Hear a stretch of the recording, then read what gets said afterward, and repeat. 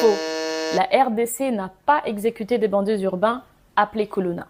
Depuis décembre 2024 et plus intensément encore depuis début 2025, des rumeurs circulent sur les réseaux sociaux affirmant que des bandits urbains communément appelés Kuluna, arrêtés à Kinshasa, auraient été exécutés après leur condamnation à mort lors des jugements en procédure de flagrance. Ces affirmations ont été massivement relayées non seulement par des internautes, mais aussi par des médias. Le 5 janvier 2025, par exemple, l'agence de presse mondiale Associated Press a publié une dépêche en anglais dont le titre peut se traduire par « La RDC exécute 102 bandits urbains et 70 autres devraient être tués selon les autorités ». Ce contenu a été repris par le média américain CNN. Pourtant, depuis la levée du moratoire sur la peine de mort en mars 2024, aucune exécution n'a été effectuée. Alors, pourquoi cette rumeur est fausse? Voici quelques éléments pour les démontrer. Le 6 décembre 2024, le ministre de l'Intérieur Jacquemain Chabani a lancé l'opération Dobo pour continuer la lutte contre les banditismes urbains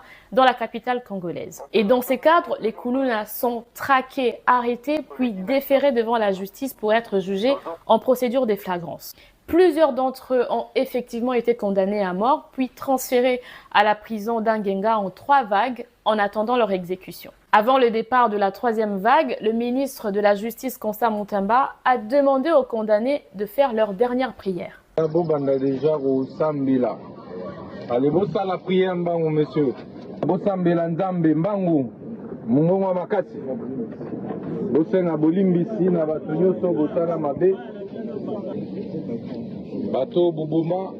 Ces propos ont alimenté les spéculations, laissant croire que les 2 premières vagues de condamnés avaient déjà été exécutées. D'ailleurs, Constant Mutamba a clarifié sa position dans un tweet publié le 6 janvier.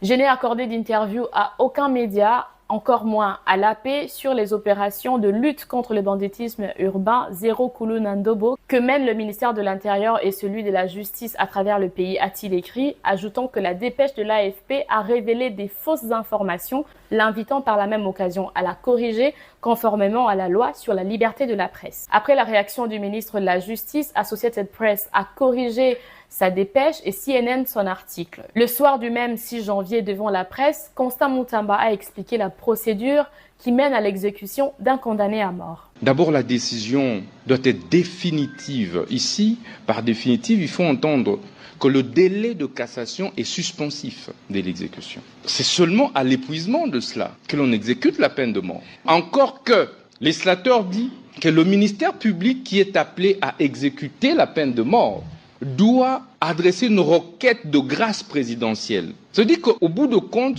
c'est le